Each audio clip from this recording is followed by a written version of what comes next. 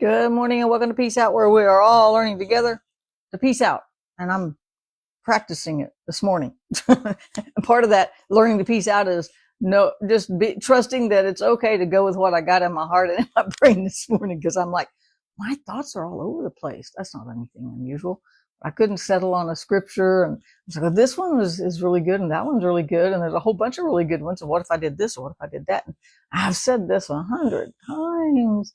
And I don't want y'all to get tired of my videos. I want to give you something that'll help you, something that'll help you grow, that'll help you peace out even faster, that'll help us, just reach more for God. And so I struggle over it in the morning sometimes, thinking, this is dumb. This is not going to help anybody. Yeah, I have all those thoughts. I have to fight all those thoughts. But you know what?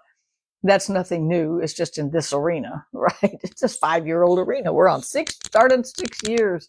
This is April. Wow, this is amazing, right? So yesterday we talked about how we are in God's hand. I don't remember the title right this second. I have to go back and look.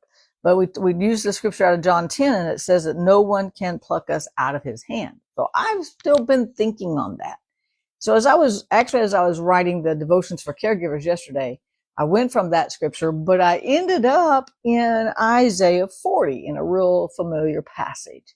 And in Isaiah 40, it says that he measured the waters in the hollow of his hand. And I literally have written in the margin of my Bible here, singular, because I always thought that was weird. He took all the waters in the world, and he didn't even use both hands to measure them. One hand measured all the waters. I've been to 2 or 3 different oceans. I've been to Lake Michigan. It's really big, right? It looks like the ocean when you're standing there. Some differences, but it's freshwater for one thing. But there's lots of water, and it's like he measured it in one hand, not hands. So as I was thinking about that, I was like, okay, so why is it singular here in Isaiah? He measured the waters of the world, all of the waters of the world, in his hand, one hand. If I put that with Matthew 10 or John 10, where we read yesterday, that he has us in his hand. He's got us in one hand and everything else in the other hand. He's got the whole world in his hand, right? Including us. So he's got us. He's holding us secure in one hand and measuring the waters in the other hand. That's the God we've got watching over us today, right? That he reserved a hand for us. He reserved it so that he could be with us. And so then I put that together with, like, okay, so he's using one hand. He measures the heavens with a span. He does all these things, but in one hand, the other hand, he's got all of us. And the cool thing about it, it's kind of hard to get our brain around it, is I'm there all by myself in God's hand. It is up to me to trust him, right?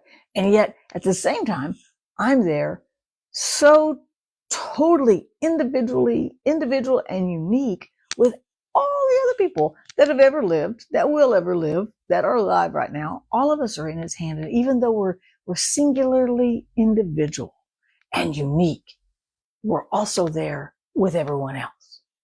And that is so cool that God can make us all feel so special, even when we don't, even when we feel like we're just kind of got thrown out into the mix of life, even though it just feels that we just happen to be born at this time or happen to be born at that time. And, I was thinking about my grandparents. They actually lived through World War I, World War II, the Great Depression, and the Spanish flu, if I'm not mistaken, like in 1918, right?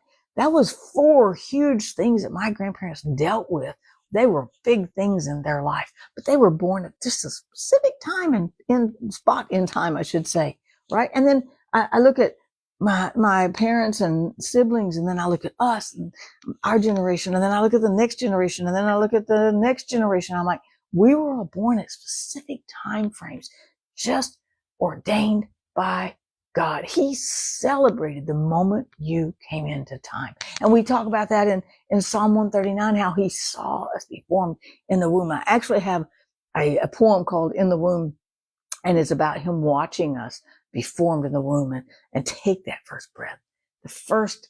He was there when that fetus had its first heartbeat, whether that was yours, your children's, your parents, your grandparents, all the way back or all the way out. He catches that first heartbeat. Then he catches that first breath on the outside of the womb once we're born. Catches that first breath, but he's right there with us until we take that last breath. He's an all-time God. And he's so specific about all of it. He's so particular about all of it. He is with us. Isn't that the question the children of Israel asked in the wilderness that got them in trouble? They're out in the middle of the wilderness going, if God is for us, why is all of this happening? Like you can measure God's presence by what's going on in your life, right? We tend to measure God's with us, God's not. People have real close call wrecks and they kind of walk away and they go, God was with him. And I'm like, well, so God wasn't with Chris? No, God was with Chris. As so many things to work through like that, right? God is with us. He doesn't prevent things. He does prevent some things. He doesn't prevent others.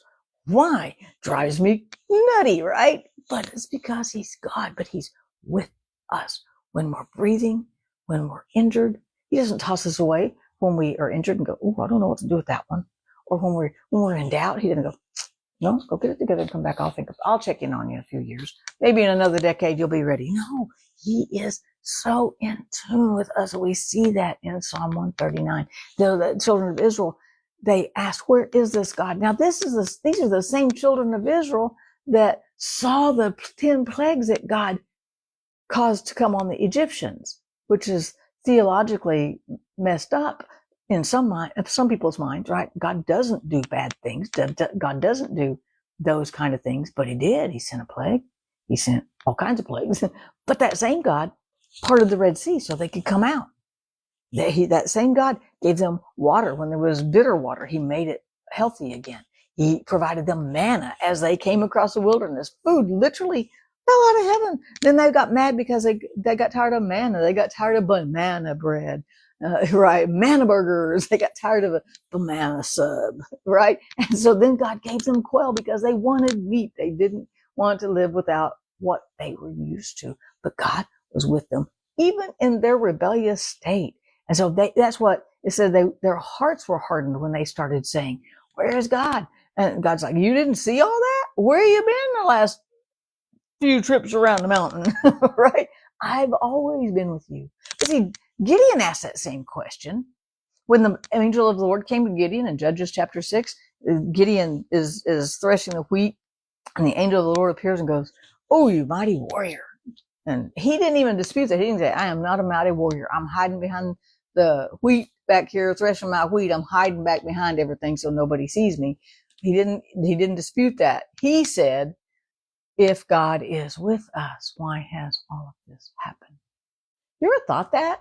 I was brought up in a way that you weren't allowed to ask why. You weren't allowed to ask, why did this happen? You weren't allowed to ask, any questions like that. But so we've got the same question, but it's coming from a different place in the heart. Children of Israel were mad. They're like, just give us the golden calf. It'll lead us on to the promised land, or we'll just go back to Egypt. They just never could settle on anything. And here's Gideon. He had to have been thinking about that. That was the heart, that was what was pressing on his heart, is if God is for us, where is he? And you know what? God never condemns an honest question. He never says, go away till you get yourself together and then you come back and we'll talk about it. And he doesn't flick us off the face of the earth with one of his empty hands, right? With one of his fingers while he's trying to measure out waters and hold people, right?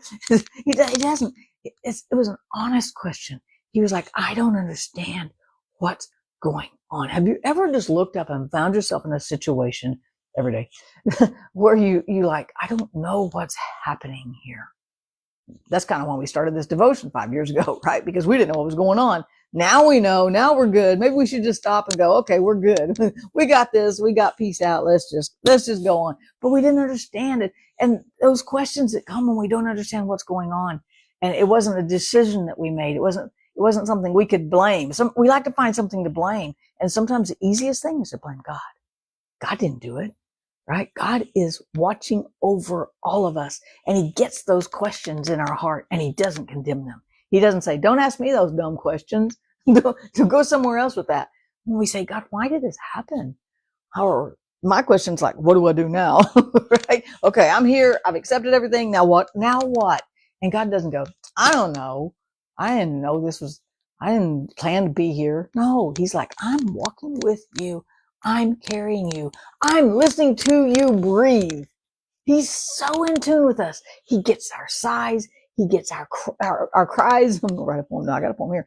Right? He gets all of that. And he never abandons. He didn't even abandon the children of Israel. He could have said, you know what? Y'all can just rot and die in the wilderness.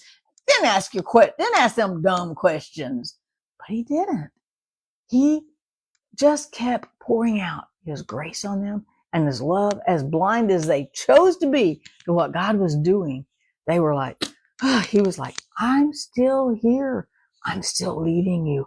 I still brought you to myself. That was the whole point. He told Moses, go get my people and bring them to me. They're my people. I want them. I want to be with them. I want them to know I'm their God.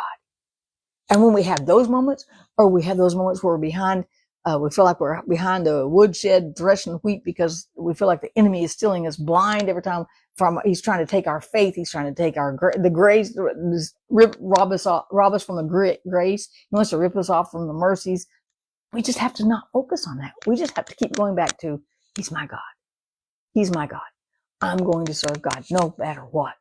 And that's where that peace comes. That's where we can just rest. And even in the questions, we can say, God still got me in his hand. God's still listening to me breathe. Just take a moment today when you can find a quiet time if you can, and just sit and just breathe for a minute. Do some breathing exercises if you want. Those are really good actually for relaxing everything, right? Take just a deep breath and go, God's listening to my every breath. He knows when I breathe in, when I breathe out. He is right here with me no matter what. That's why we can peace out today. Peace out. He's got you. I'll see you again tomorrow.